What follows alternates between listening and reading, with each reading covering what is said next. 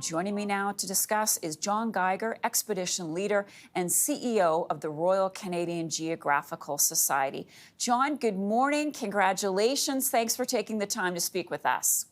Thank you. It's great to join you. So this ship had been missing for more than 60 years. What's the story here? How did you find it ultimately? We had an incredible team. We had side scan sonar. It's a towfish, so it was pulled behind the Leeway Odyssey, the ship that I'm standing on now. And it's one of the most basic searches. You kind of basically mow the lawn back and forth, pulling the towfish and waiting and hoping you'll see something. And that we spent probably 17 hours and didn't see anything of interest. In fact, a very smooth sea floor in the Labrador Sea. And then suddenly it was there, and it was obviously a ship, and it was a very exciting moment.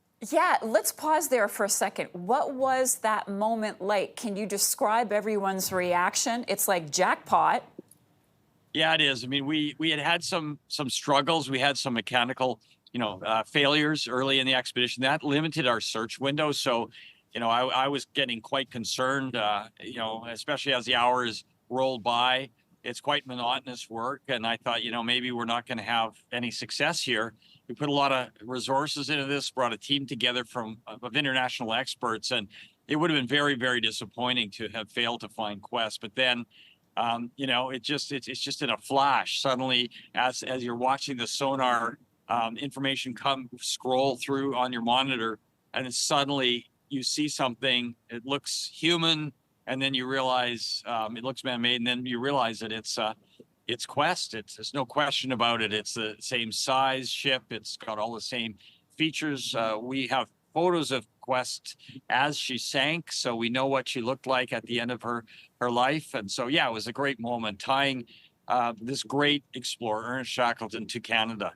So exciting. So we understand the wreck is in pretty good condition. It's in very good condition, given it's sitting in 390 meters of water. But the ship is largely intact. I mean, you can see the mast is off and lying sort of next to it, but she's sitting on her keel. As I say, the features are there. It's not like the ship has been broken into a bunch of pieces. We're not looking at a debris field. We're looking at a largely intact exploration vessel that was famous not only as the last ship of Sir Ernest Shackleton, the ship that he died on, but also a ship that was involved in other expeditions. Gino Watkins, a very well-known English explorer, later in the early 30s used Quest. So, this is a really remarkable exploration vessel. Later reverted to sealing and the sealing industry. It was crewed by Norwegians when she sank. So what now? What do you do with this discovery? I understand from our CTV News reporter that you don't plan on raising the ship. You don't plan on raising Quest, correct? That's correct. That would be extremely costly, difficult, and just trying to then, preserve the wreck after raising it out of the water would be an enormously expensive process. And, our goal is to properly document Quest, to get an ROV down there in the very near future and capture imagery, video, and photography of the vessel. So we have a really good idea what she looks like today and what she looks like sitting on the floor of the Labrador Sea. What questions do you still have? And can you talk a little bit more about Shackleton? As you mentioned, he died on board the ship. Well, I mean, this is the great, appeal of this vessel. It was his last ship. It was a ship that Shackleton intended to take into the Canadian Arctic. That was his original plan. He purchased Quest and outfitted Quest and built a crew around the Canadian Arctic expedition. But the then Prime Minister of Canada, Arthur Meighen, at the last moment, pulled the plug on that and left Shackleton. And he was very exposed. He was not a wealthy man.